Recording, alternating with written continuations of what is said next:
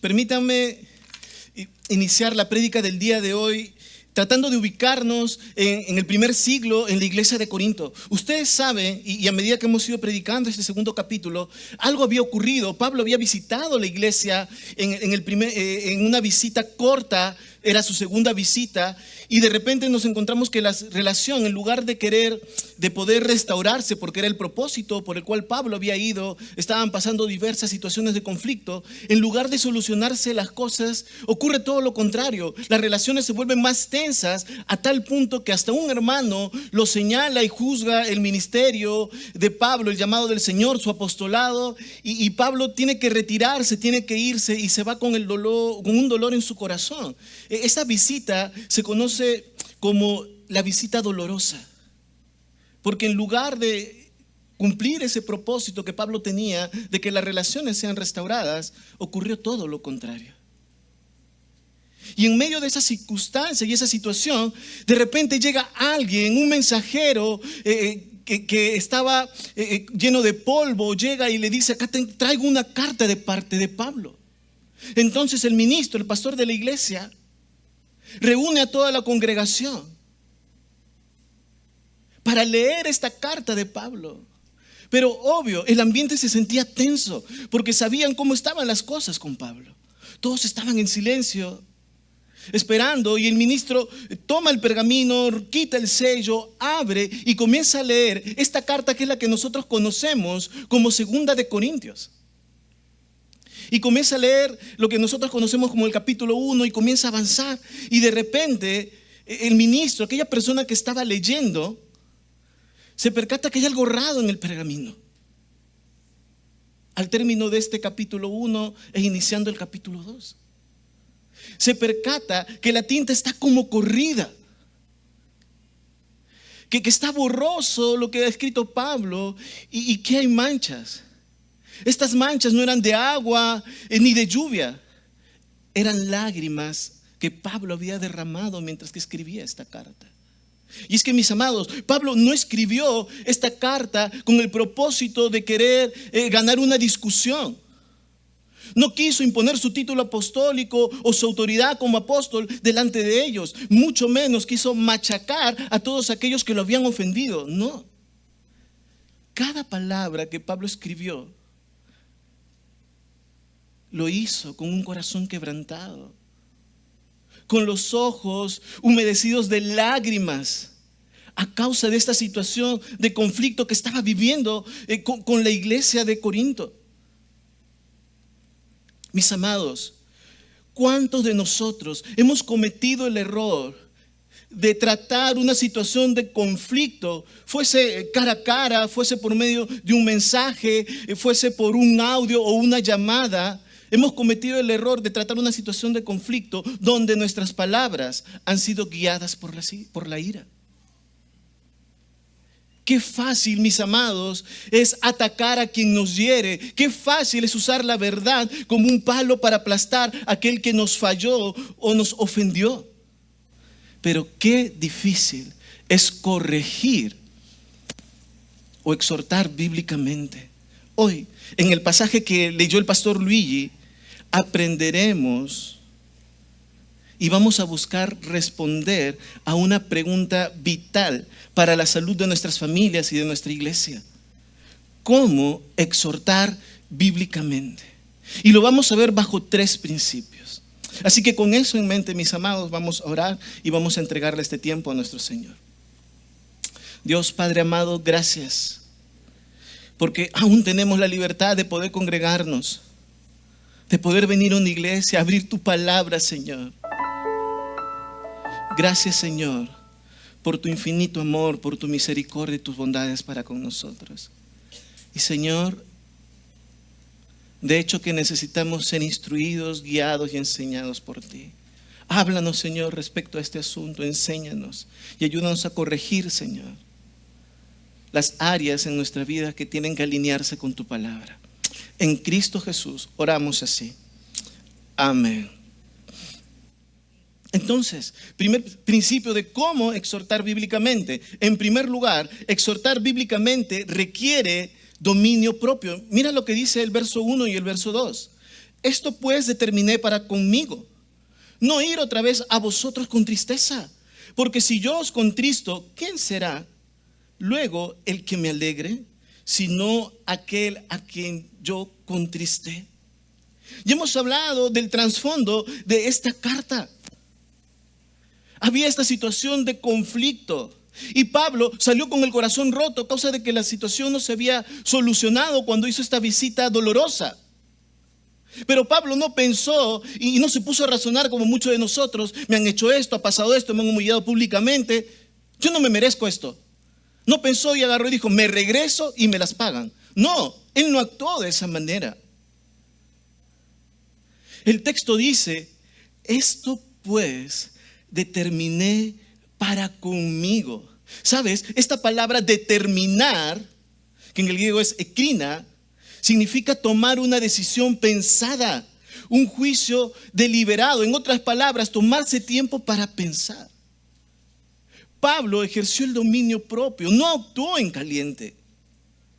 Y por eso es que él decidió postergar su viaje. Esto pues determiné, razoné, pensé, me tomé un tiempo para no ir otra vez a vosotros. Porque él sabía que si iba, podría actuar de manera incorrecta. Sabía que si actuaba por impulso, sería su carne la que hablaría y no Dios por medio de él. ¿Cuántos de nosotros puede decir, yo nunca me he enojado o actuado bajo la ira o bajo mis emociones movidas? Nadie, mis amados. Yo justo les contaba a los del culto, del primer culto, que antes de predicar, mis amados, casi se me sale la ira. En serio. Y Dios me dijo, Alex, recuerda lo que vas a predicar. Ya, gracias, Señor. Y es que, mis amados, no somos perfectos. Él sabía que era necesario dar un tiempo de espera para que el Espíritu Santo trabajara en su corazón, como también en el corazón de los hermanos de Corinto, antes de confrontar. Por eso, mis amados, es que se dice que después de esta visita dolorosa, y Pablo, habiendo determinado, habiendo pesado, razonado, que ejerció su dominio propio y dijo, no, si voy, puedo lograr más las cosas o puedo equivocarme y responder mal. Él escribió otra carta que se conoce como la carta severa. ¿Por qué? Porque es ahí Pablo, guiado por el Señor, que Él les escribe y les hace ver sus faltas y los errores cometidos. Pero tiene la ventaja de redactarlo después de haber determinado un tiempo de quietud y guía de parte del Señor, con el propósito de ayudar ante las circunstancias vividas en aquel momento. Pablo sabía algo que nosotros no debemos ignorar, y es que nosotros, mis amados, en nuestro corazón nosotros somos rencorosos, buscamos venganza, somos impulsivos. Y si nos hieren, queremos también herir. ¿O no es así? Nos dejamos llevar por la ira. Nos enojamos. No, ahí es donde tienes que decirle al de lado, ya ves. Porque somos así. Hay eso en tu corazón y en el mío. Pero, mis amados, la exhortación bíblica jamás es un desahogo de nuestras frustraciones, ni una explosión de la ira disfrazada de serlo por la verdad. Léelo y aparecerá en pantalla. Nada hace tan fría la corrección como el fuego del descontrol personal. Quien reprende con ira ya no busca el arrepentimiento del otro, sino está buscando la satisfacción de su propia carne. Porque eso no es el camino, mis amados, para tratar el conflicto. Estoy siendo gobernado por mi incomodidad, por mi sentido de justicia, por mi indignación, por mis emociones, pero no por el Señor. Mira lo que dice, siguiente pantalla, Proverbios capítulo 16, versículo 32. Mejor es el que tarda ¿en qué? En airarse, que el fuerte. Y el que se enseñorea de su espíritu, que el que toma una ciudad. ¡Wow! Hoy muchos jóvenes pagan un plan para participar de un gimnasio y tener fuerza. A veces entre los varones, siempre yo soy más fuerte que tú, a ver, te juego pulso. Y comienzan ahí. Nos preocupamos a veces en esos aspectos terrenales, que es lo que dice la palabra, o nos da a entender, más que el dominio propio. Y este proverbio nos recuerda, mejor es el que tarda en airarse. Mejor, mis amados, es ejercer el dominio propio.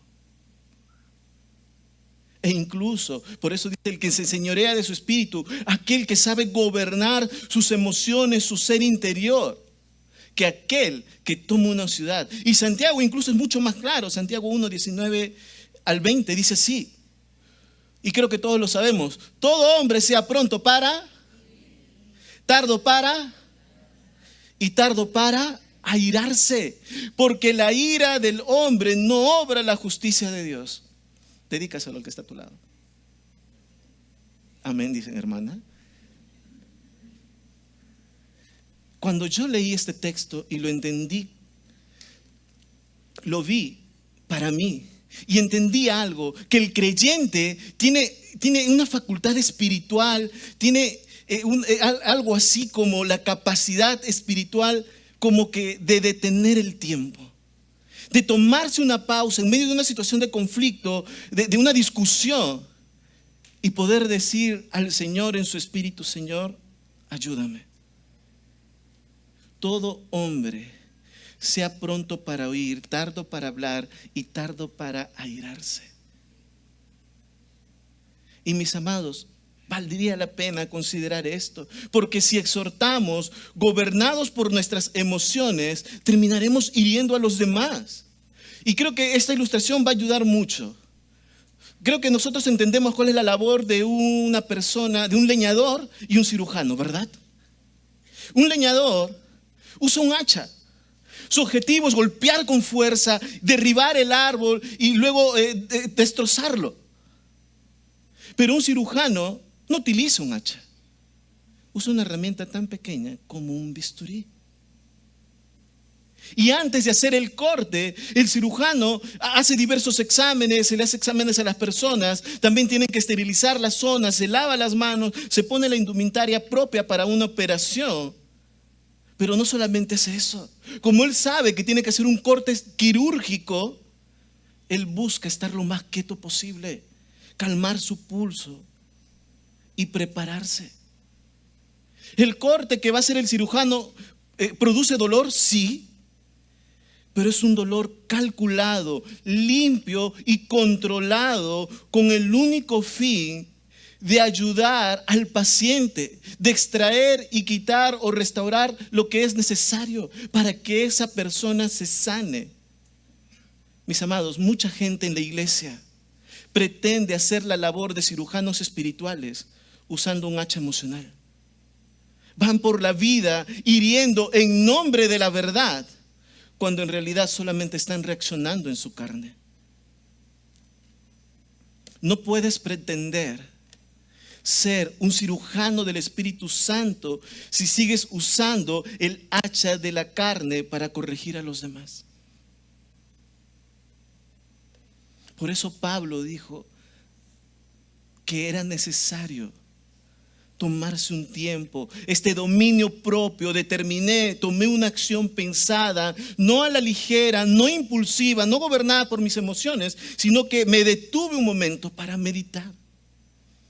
Será por eso que Gálatas capítulo 6 versículo 1 dice lo siguiente: hermanos, si alguno fuere sorprendido en alguna falta, vosotros que sois espirituales, restauradle con espíritu de mansedumbre, considerándote a ti mismo. No sea que tú también seas tentado. Que nos van a fallar, se van a equivocar, sí. Pero mis amados, nosotros no tenemos que restaurar o buscar la restauración por medio de la ira, el enojo o la indignación, no. Sino con un espíritu de mansedumbre. Porque podríamos también estar en su lugar. Entonces, mi amado, si estás molesto por la falta de tu hijo o de tu cónyuge, no confrontes estando movido por tus emociones. No confrontes bajo la ira. Practica esto que hizo Pablo: detenerse un momento, determinar para uno mismo, hacer una pausa y meditar y pensar en lo que está pasando y lo que debo hacer.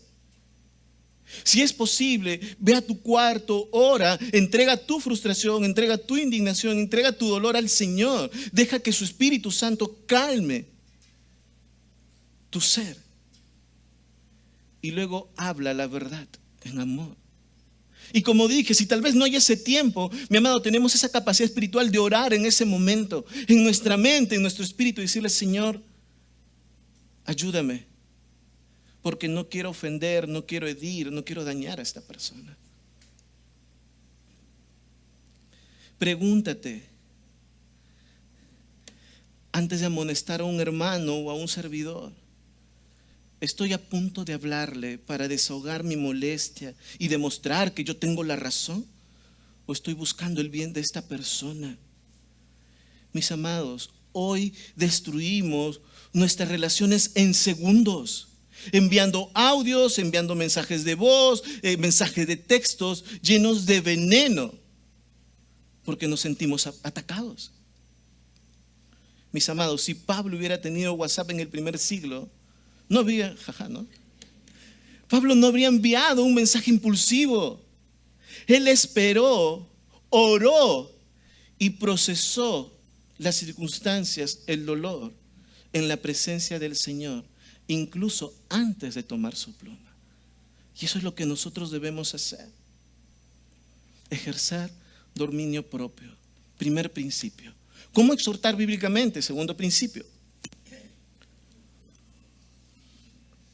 Exhortar bíblicamente busca la restauración del gozo y el compañerismo. Versículo 3. Y esto mismo os escribí, para que cuando llegue no tenga tristeza de parte de aquellos de quienes me debería gozar, confiando en vosotros todos, que mi gozo es el gozo de todos vosotros. En este versículo 3, Pablo le muestra a los hermanos la razón de su carta, el propósito de cómo le está tratando las cosas. Pablo no les escribe para imponerse ni para dejarlos aplastados por la culpa. Él dice: mi meta no es la tristeza, mi meta es que cuando nos volvamos a ver haya comunión, haya unidad, porque mi gozo es el gozo de todos ustedes. Y es interesante que aquí la palabra gozo es una palabra que está ligada a la comunión fraternal, a la unidad, a la confraternidad. Por eso es que podemos afirmar que Pablo no quería ganar una batalla verbal. Su meta no era que los corintios quedaran aplastados por la tristeza. Por eso es que él dice: no para que fueseis contristados, sino que él buscaba que ante la corrección y la exhortación, esa tristeza temporal los llevara hacia una meta, al arrepentimiento y finalmente al gozo compartido. Por eso la exhortación bíblica busca la restauración de ese gozo, de esa comunión y el compañerismo. Cuando confrontas a tu hijo, a tu cónyuge o a tu hermano en la fe, ¿qué estás buscando? ¿Quieres ganar el argumento y dejar claro que tú tenías la razón? ¿O estás buscando ganar a esa persona? Si ganas la discusión pero destruyes la relación, no has ganado nada. Al contrario, le estás dando ventaja a Satanás para herir y destruir las relaciones. Cuando confrontamos a un hermano en la fe, y a un cónyuge, a nuestro hijo, la conversación debe llevarnos a dejar la puerta abierta para el arrepentimiento y el perdón. Si la corrección no tiene como propósito la restauración del gozo y la reconciliación, entonces, mis amados, hemos actuado como jueces carnales. Y mira, Pablo más adelante encontró ese propósito, logró el objetivo en el Señor. Mira, más adelante en esta misma carta, siguiente pantalla, por favor. Segunda de Corintios 7, del 9 al 10, gracias. Ahí está. Mira lo que dice Pablo.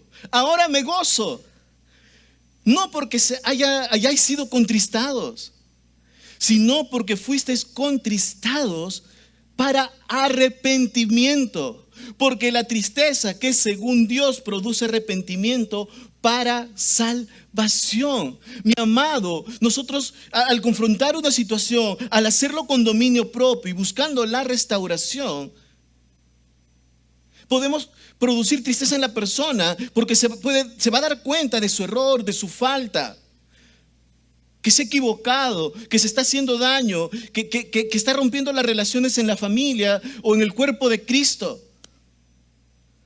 Hay tristeza, pero es esta tristeza que viene según Dios. Y esta tristeza produce arrepentimiento. Cuidado, mi amado hermano, hermana, que tú estés produciendo no esta clase de tristeza, porque te dejaste llevar por la ira, el enojo, ofendiste. Es que tengo la razón. Y estás causando una tristeza según Dios. Y estás rompiendo las relaciones, estás hiriendo. Es interesante que en el área médica, cuando a una persona se disloca el tobillo, el médico tiene que hacer una maniobra llamada la maniobra de tracción. Es una maniobra que genera un dolor agudo e instantáneo, que podríamos decir como esa tristeza de la exhortación. Pero el médico no hace esta maniobra para castigar al paciente y causarle daño, no. La hace para volver a encajar el hueso en su articulación, de tal manera que su cuerpo vuelva a caminar bien y recupere su movilidad sin dolor. Exhortar bíblicamente es encajar el hueso dislocado. Es encajar a aquella persona que se ha equivocado, que ha errado, que ha fallado, para que el cuerpo, que es la iglesia, el cuerpo de Cristo, la unidad familiar, el ambiente laboral, en el trabajo, vuelva a su estado normal, vuelva a funcionar bien.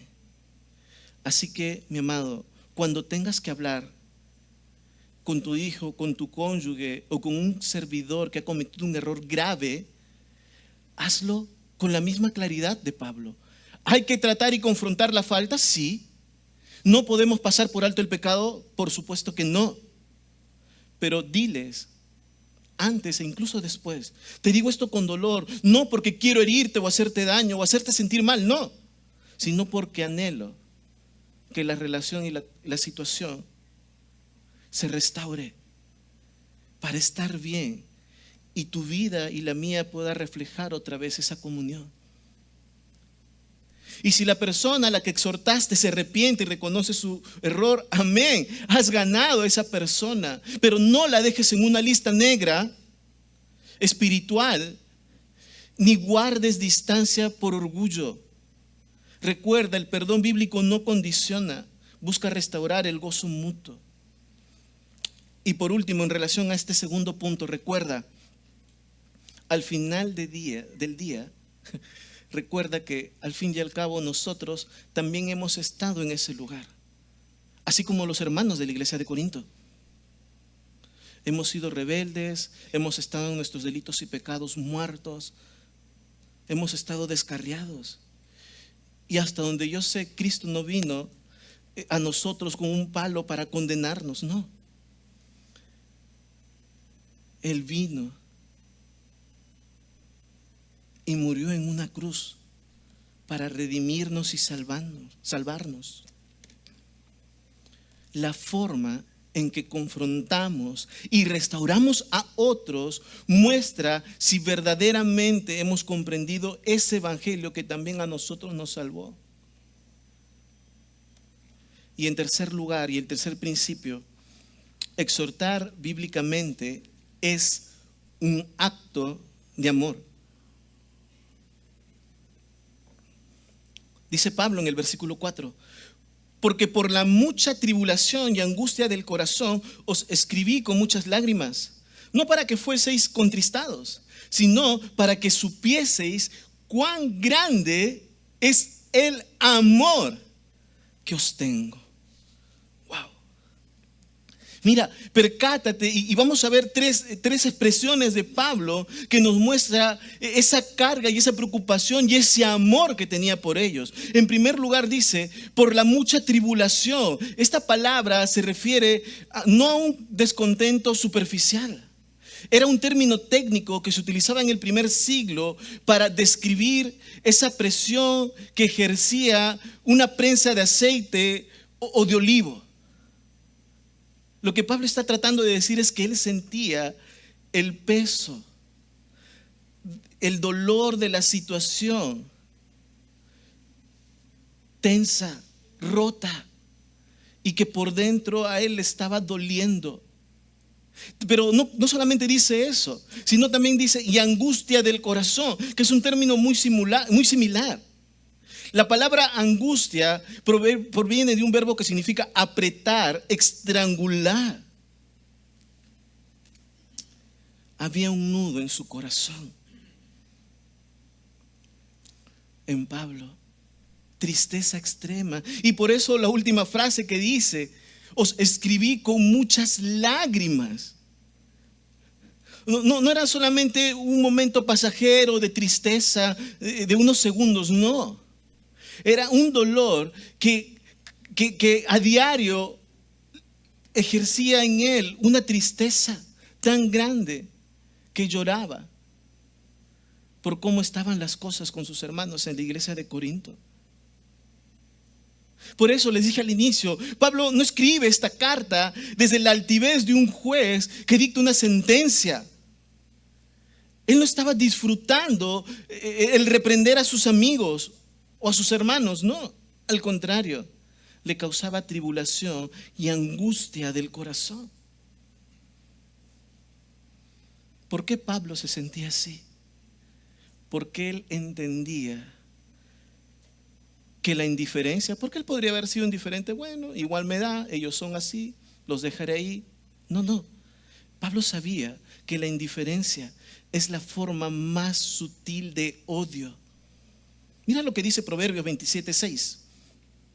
Fieles son las heridas del que ama. Cuando alguien te ama espiritualmente, prefiere arriesgar la relación contigo antes de ver cómo te destruyes por el pecado. Pero recuerda, dominio propio y buscar la restauración. El egoísmo humano se preocupa por lo que me podría pasar a mí. Es que si yo hablo, me van a rechazar, se va a hacer más grande el conflicto, me van a meter a mí también en esto, voy a perder mi imagen de buena persona. Nuestro egoísmo se preocupa por nosotros mismos, pero el amor de Cristo se preocupa por lo que le podría pasar a ellos si nadie dice la verdad. Y por eso valdría la pena que consideremos 3 actitudes ante la falta. El primer lugar es el legalismo. El legalismo es motivado por el orgullo y esa justicia propia. Busca usar la verdad como un martillo para juzgar, expende condenación y deja al culpable aplastado. Es querer ganar la batalla, es que yo tengo la razón y no me importa la forma ni la manera y mucho menos me olvido del propósito, sino de que él se ha equivocado, él ha hecho mal, él ha pecado.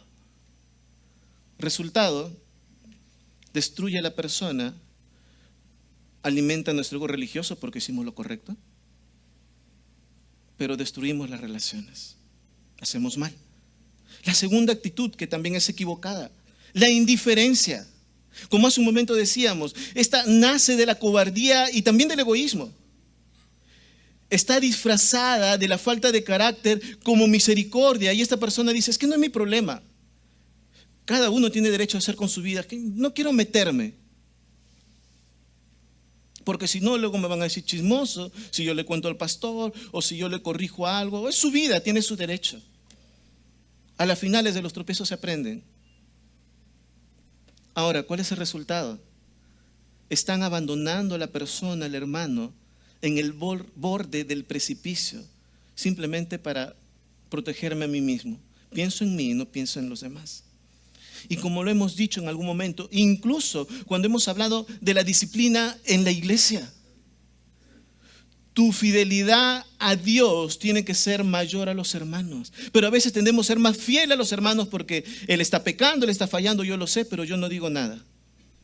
Y cometemos el error de ser más fieles a un hermano que a Dios. Cuidado. Una vez una jovencita se me acercó, me llamó, me acuerdo, a través de su mamá. Pastor, mire, está pasando esto, mi hija le va a convertir. Me pasó con su hija y me contó. Pastor, mira, mi amiga que existe en la iglesia ha cometido estas faltas, está haciendo estos pecados. Y a causa de las consecuencias, porque obvio eran malas decisiones, ella me ha dicho que se quiere suicidar.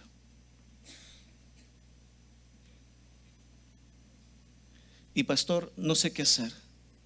Me quedo callada porque ella me ha dicho que no se lo diga a nadie, mucho menos a sus padres, por las faltas cometidas. Y yo le dije, hija, mira, sencillo, si ella se suicidara mañana o esta misma noche, ¿podrías cargar con ese dolor y esa culpa de haber callado? No, pastor. Entonces sabes lo que tienes que hacer. Por más que sea tu mejor amiga, por más que entre comillas esté en riesgo la relación de amistad, tú no puedes ocultar el pecado. Háblalo con su mamá, compártelo. Y aunque tal vez ella te diga chismosa, el propósito es restaurar a esa persona, que se dé cuenta que está equivocada, que se dé cuenta que está fallándole al Señor, que se está haciendo daño. Y el tercer y la última actitud, que es la correcta, el amor bíblico. Este nace del corazón de Cristo, asume el riesgo del rechazo, se preocupa por la persona y habla la verdad con el propósito de restaurar. No te olvides el propósito, no te olvides del dominio propio, porque así el resultado será restaurar al hermano, a la persona. No vas a dar cabida a Satanás y por supuesto le traerás gloria a Dios. Así que podríamos hacer un resumen de estas tres actitudes. En primer lugar, el legalismo destruye con dureza. La indiferencia destruye con el silencio, porque yo no hablo, yo no me meto, es su problema, es su vida, no quiero que digan que soy chismosa. Pero solo el amor de Cristo sana con la verdad.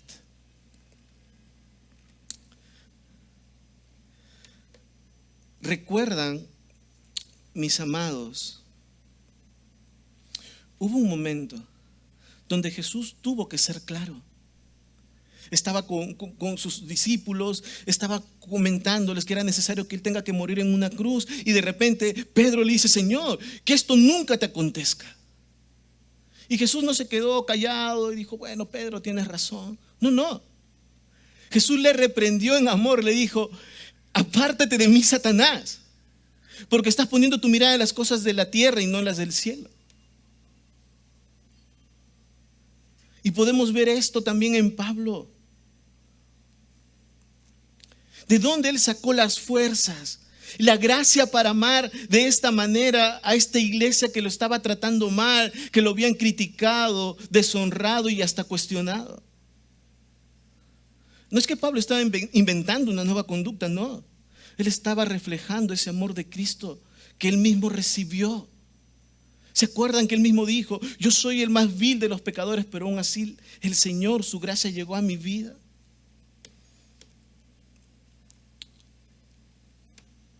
Fieles son las heridas del que ama, mis amados.